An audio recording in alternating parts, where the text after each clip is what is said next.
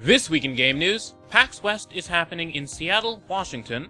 A Pokemon Go fan game is being developed by Guacasaurus Mechs for the Dreamcast VMU, and it's coming in 2017. Finally, a Nintendo game on a Sega console. The Denizens of Shimzar expansion came to Duelist. Google's holding an Indie Games Festival on September 24th, 2016 in California. Nintendo held a Direct this week, and we got some great news about upcoming 3DS games, and Overwatch will be holding a free weekend from September 9th to the 12th on the PS4 and Xbox One for folks who haven't yet bought the game. This is the Blackman and Robin Game News Update. If you've been thinking about getting into EVE Online but have been holding out on dropping money for a subscription, good news. The incredibly complex sci-fi MMORPG is going free to play, in a certain way. This week, CCP announced Clone States, which, quite interestingly, not only ties into the game's new monetization channel, but is also part of the lore. The skinny of it is that if you have a free account, that is if you're not paying a subscription fee, then the game will be playable, but to a limited degree. That said, there's no time trial or anything, you can play for as long as you want. Clone scientists in New Eden have discovered a way to make clones that come with prepared neural pathways for a certain set of skills. They call this new starting state for clones the alpha state. This method also makes clones so easy to create that the empires in New Eden are making them available freely to anyone who's willing and able to become a capsuleer. The skill set that alpha state clones can train is specific to the race selected for the character, and it includes skills for flying Tech 1 frigates, destroyers, and cruisers. These are some of the most popular ships in EVE, and will let you take part in everything from mining and mission running to exploration and huge fleet fights. I'm super excited about this because I think that the EVE universe deserves to be experienced by many more people. And with Clone State Alpha, we can make that happen. That's it for now. Go read the devlog, let us know what you think, and help us make this awesome.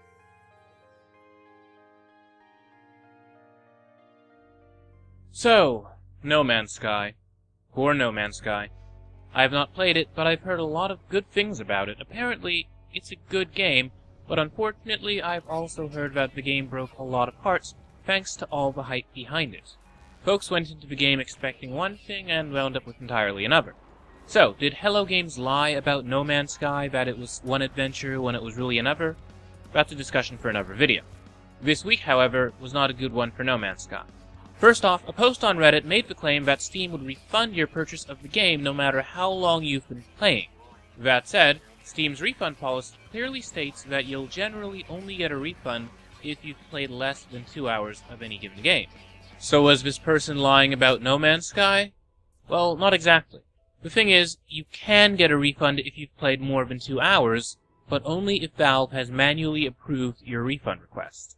So if you want to get your money back after you've played a game for more than 2 hours, what you're going to need is a legitimate complaint against the game. A number of folks are citing false advertising as their reason for demanding refunds, and it seems that Valve is honoring this. There was a little panic this week around No Man's Sky when the game's servers were temporarily overloaded. Players were naming planets and creatures only to discover their names were being erased.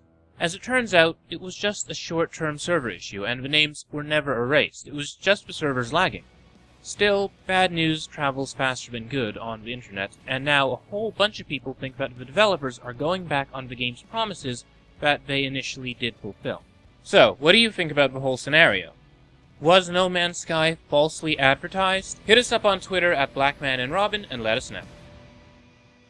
The developer of In Case of Emergency, Release Raptor, had a pretty rough week with a somewhat happy ending. Now, this game was released on Steam Early Access last week.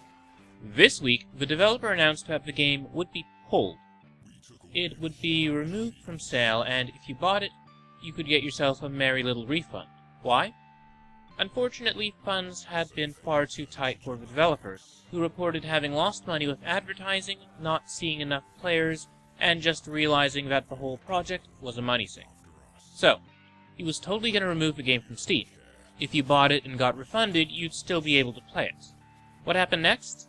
Well, a whole bunch of folks bought the game, either to show their support, or because they were expecting a refund and thought, hey, free game. Later in the week, the developer then decided not to pull the game from Steam. Instead, the game is now free to play in its current state, so if you purchased it, you can still get your money back. The developer has stated that should the game become viable, a properly developed sequel will be released. Of course, that's a big if. That said, it's nice to see how the PC gaming community came together to support him, and also how they swooped in as soon as they heard free stuff. If you'd like to play the game, it's on Steam for free right now. In case of emergency, Release Raptor is currently available for Mac, Windows, and Linux. Regarding that Nintendo Direct, there were a ton of interesting announcements mostly relating to the 3DS, Nintendo's handheld console. First off, there was news about the upcoming Pokémon Sun and Moon, which are coming out November 18th to the 3DS. It was revealed that there's a nocturnal Alolan form of the Rattata, which came about after a sort of ferret Pokemon was introduced to try and kill them off. Apparently those things are hated in the world of Pokemon as well. And there's a weird new form of Snorlax known as Munchlax. I'm gonna be honest, Snorlax and Munchlax both sound like laxatives. I mean, Munchlax is the chewy one, and Snorlax is the one for when you don't want to poop yourself in your sleep. Moving on, if you've been hoping for Super Mario Maker on the 3DS, your dreams are about to come true, sorta. The game is coming to the platform on December 2nd, 2016, and it does have some caveats. You can't play every course that's been made on the Wii U version. That's fair enough, and understandable considering the 3DS's hardware limitations. But for some reason, you're also unable to upload courses that you created to share them with other players online, which is pretty stupid considering the nature of the game. Just when I thought Nintendo was getting the hang of the whole internet thing with their Miitomo and their Pokemon Go, they pull this.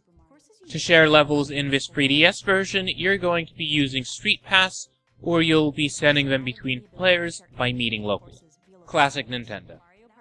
Now, a cute handheld version of Mario Party called Mario Party Star Rush was announced, and it looks pretty neat. It comes with some neat modes for fun with friends, and it's coming to the 3DS on November 4th. If you're into minigames, check it out. Animal Crossing New Leaf is getting an update that brings fresh content and amiibo later in the year. There's going to be an Animal Crossing Nintendo Direct later this year. I'll bet you 12 bells that they're announcing a new game, or some sort of DLC. Probably the most exciting news was that Pikmin for the Nintendo 3DS, working title, is currently in development. It's a side-scrolling platformer, believe it or not, and it's coming out in 2017. I'm not sure what to think of this. Believe me, I'm very happy about it. I mean, Pikmin is my favorite Nintendo franchise. I've always been curious as to how a handheld version of Pikmin would play. After all, it's a strategy game franchise. What worked with a GameCube controller and what worked with the Wii U might not work with a handheld device. Looking at what they've shown off, it's clear that some elements of the game have been simplified a lot. Still, it does involve enslaving cute plant animal creatures and feeding them to bigger creatures, so I'm down for it. There was other news regarding the Street Pass Plaza, which will allow you to encounter up to 100 players at a time instead of just 10 in an upcoming update, along with some other neat news. If you'd like to watch the whole Direct, you can check it out on the post for this week's episode of Game News Update at blackmanandrobin.com. Also, if you're at PAX West, be sure to visit the Nintendo booth, that is booth number 2335. Besides showing off some cool games, you'll also have the opportunity to get some free stuff. And I mean, honestly, who doesn't love free stuff? Seriously, if you go to any sort of gaming event and Nintendo's there, go to their booth. There's free stuff. We have just a little bit of Pokemon Go news this week, specifically that a buddy system is coming to the game. As leaked through a data scrape earlier in the week and later officially confirmed via a post on Niantic's blog, you'll soon be getting buddy Pokemon. You can pick up a Pokemon from your collection to make it your buddy. Now this Pokemon will appear alongside your player avatar and award bonuses, such as candy for walking with your buddy. Frankly, I wish this was introduced sooner, along with most other features of Pokemon Go. Keep in mind, the only way to power up Pokemon is by collecting Pokemon candy. The only way to do that? By catching and hatching Pokemon. Thus, if your starter Pokemon is uncommon in your area, you'll soon be able to take it for walks in order to collect candy, and to actually make it useful. Speaking as a man whose toughest Pokemon is a Golbat, my Squirtle's gonna have a long way to go, largely because I'm going to focus on powering up my perfect IV Sandshrew first. Expect this buddy system to come to the game sometime this fall. In game releases this week, there were a bunch of interesting bite-sized indie games out for free thanks to Ludum Dare 36. In case you don't know what that is, the Ludum Dares are game jams in which developers get together and make games based around a certain theme over the course of a few days. This year, the theme was ancient technology, and one standout game was No Mario Sky by ASMB Games, a parody of No Man's Sky starring Mario. I've played it and have to say, it's interesting. Now, the game features some really weird remixes of music from the Mario franchise, and yes, it does allow you to fly from planet to planet. You can check out this game and many others at ludumdare.com.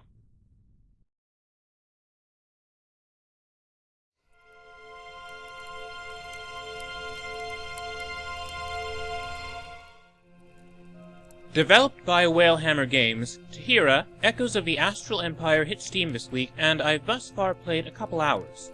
My first thoughts? This strategy RPG has a fascinating backstory, great mechanics, and a cool aesthetic. However, the game could benefit from a little bit more polish, and it seems to be in the bad habit of telling instead of showing, at least when it comes to the story. Overall, however, it seems that Tahira is a real diamond in the rough. Still, these are just my first impressions based on a couple hours of play. To delve a little deeper, Tahira follows the game's titular protagonist, a princess of Avestan.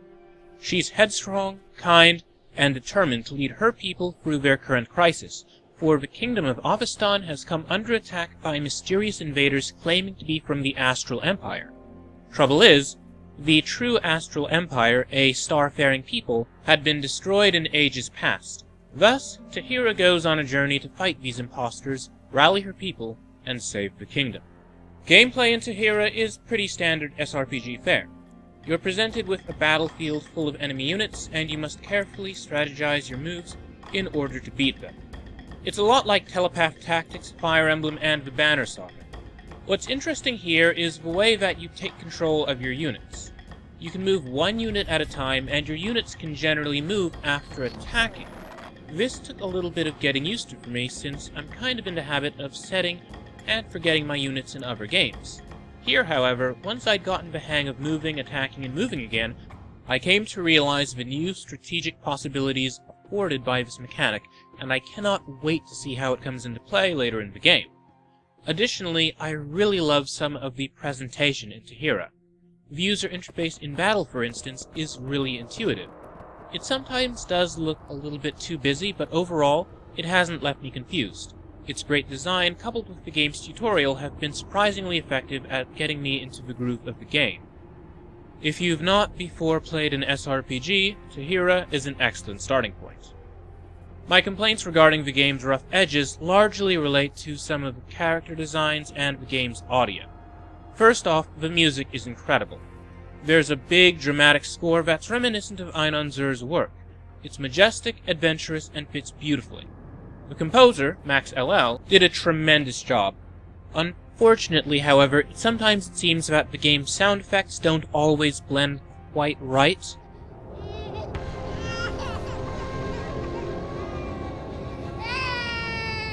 They seem underpowered or weirdly out of place. It's the aural equivalent of an awkwardly photoshopped image.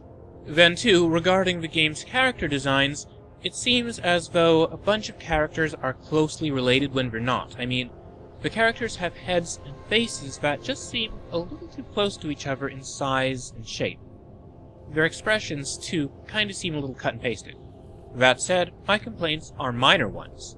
On the whole, I enjoy the game's style, and I'm looking forward to seeing where the story takes me. I'd rather not criticize the story at this point.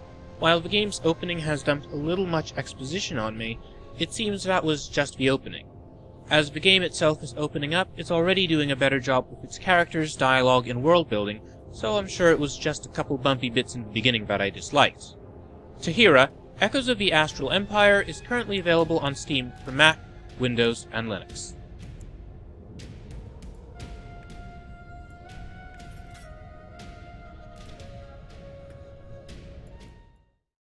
If you're into board games, you need to check out Armello. Out now on the Xbox One, the game received its first DLC this week, the Usurper's Hero Pack. Now this DLC brings new characters to the already fantastic strategy board and card game. Having played some Armello myself, I have to say that I really do enjoy it. It's a game with a surprising amount of depth. Basically, there's a mad Lion King at the center of the board. He's going to die in a certain number of turns. Now, your goal is to become the new king, and you can do this by defeating the lion in battle, by currying political favor, or by other methods. Armello is playable as both a multi- and single-player game. We did get a bit of frustrating news regarding this DLC for GOG users. Specifically that the DLC will not be available on that platform, at least not immediately. For some reason, the developers have said that there's no way to provide this DLC for DRM-free users. Now, in case you're unfamiliar with GOG, what you should know is that it's a digital marketplace that sells games without DRM.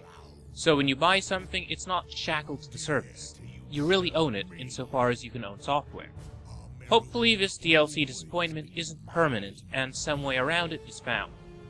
Besides being available on the Xbox One, Armello is also out on Mac, Windows, Linux, and the PlayStation 4. The beautiful minimalist platformer 140 came to the Xbox One, PlayStation 4, and Wii U this week. Now, I got the game a while back and have to say that it's really cool. In a way, it's a sort of rhythm puzzle in which you really have to feel the beat in order to get into the groove of the game. It's a weird thing, but a great thing. Now, if you pick up 140, make sure you play it with the volume on. 140 is also available on Windows, Mac, and Linux. The PS4 and Wii U versions of the game are available in North America right now, but will be coming out in Europe on September 7th and 8th, respectively. Maybe you're looking for a first-person puzzler with a sci-fi twist. If so, you should check out the Turing Test. Now, in this game, you play as Ava Turing on a mission to Europa, a moon of Jupiter for those of you who missed 2010 Odyssey 2, and you're tasked with figuring out why the crew disappeared from the base. Upon your arrival, the station's AI runs you through a series of puzzles designed by the missing crew. These are puzzles that only a human could solve. The game's drawn pretty good critical reception thus far, and it seems that players have plenty of good things to say about it as well. Apparently, it's a lot like Portal, though it doesn't quite have the charm of the aforementioned. Still, it's a pretty good game, and it's available on Windows and the Xbox One. Rockets, Rockets, Rockets, that's all one word in all caps, came to the PlayStation 4 this week, and it's gotten surprisingly little attention. It's a fast-paced party game in which up to 4 players can joust with their rockets. These rockets move swiftly and dangerously through a trippy neon environment. On the one hand, I think it's a bit weird that such a fun game has gotten so little attention. It's simple to get into, but calls for a surprising amount of skill. On the other hand, however, some folks find the game a little disorienting. Understandably so, the game moves really fast. Even though I enjoy playing it with friends, I've found that some of my friends find the game confusing. That said, if you're looking for a party game with a lot of speed, check out Rockets, Rockets, Rockets. It's also available on Steam for Mac, Windows, and Linux. And now for a brief word from our sponsor. Wow, somebody finally did it. And fishermen around the world say this lure will change fishing forever. You tie a line to it, you throw it in the water, you pull it, and it catches fish. It's almost like they have to eat it. That doesn't look like a fake bait. The Mighty Bite is... that's something. Imagine a lure that will make fish bite hard, hold on, and refuse to let go until you hook them and reel them in. Say hello to Mighty Bite. And nothing catches a fish's attention better than a wounded baitfish. And that's exactly how Mighty Bite looks, sounds, smells, tastes, and feels. That's why fish cats say no to Mighty Bite. It's better than live bait. And get the Mighty Bite fishing system now. Hey, Mighty Bite Hand 5. Woo! Oh yeah! In today's special TV-only offer, you get the original 5-cents fishing lure system, the Mighty Bite. You get 8 pre-rigged, ready-to-fish Mighty Bite lures in proven multiple sizes, shapes, and natural colors. So you're locked and loaded to catch everything from panfish to giant bass to trophy-sized saltwater. In crowdfunding news this week, Abatron hit Kickstarter. The game combines real-time strategy with first-person action. It's a crazy cool concept, and it looks really promising. The game's currently in alpha, and it shows in a few ways. The character animations still look kind of funny. Still, it's clear that the developers have put a lot of thought into the game. The premise itself is pretty awesome, since it could bring together players from both the RTS and FPS worlds. It's also playable in third person if that's more your thing. Hopefully, both halves of the game are well enough developed upon launch that it properly serves both sorts of players. If you'd like to try Abatron, there's a demo available for Windows. The game is set to be released in 2017. If racing is more your thing, you should check out Flight of Light. Now this game also hit Kickstarter this week, and it looks pretty promising. It combines rhythm and racing into a single package. I'll be honest, the game's visual style looks a little rough around the edges, but I do like the look of the gameplay itself. Now, the game is mostly finished. The purpose of the Kickstarter is to pay musicians for more songs, since, after all, it is a rhythm game. Flight of Light is set to be released in 2017 on Steam, the Wii U, and PlayStation 4. Finally, we have a new trailer for the upcoming Rigs. Rigs is a PlayStation VR launch title that, visually, reminds me of the best parts of Rocket League and Overwatch combined with first-person Virtual On. Check it out. They're not separate experiences. Everything you earn in multiplayer and in single player can be used to buy things in the game. So the core game loop allows you to earn money or credits that you can then spend on rigs. So we have over 20 different types of rigs. To date, we've shown off 3 of the classes. They're kind of a base construct for the rigs. And then we have a 4th class, which is something we're going to reveal later, but that's an exciting one that actually really complements the other ones in teams as well. We've created these as really refined sports machines, and the idea isn't really that these are customizable, but that they are purpose-built for a specific role within the game. We wanted to make rigs a deep experience, to be something that people could play and master over a long period of time. We spend a lot of time building our environments, building our single-player modes and our offline modes, just to give people something they can really, really play and really, really enjoy. We didn't want an experience. Well, that's it for this week's game news. For all the latest game news, reviews, previews, and interviews, be sure to follow at Blackman and Robin on Twitter and Instagram. Be sure to follow me at Jordan_Cameron for my own views.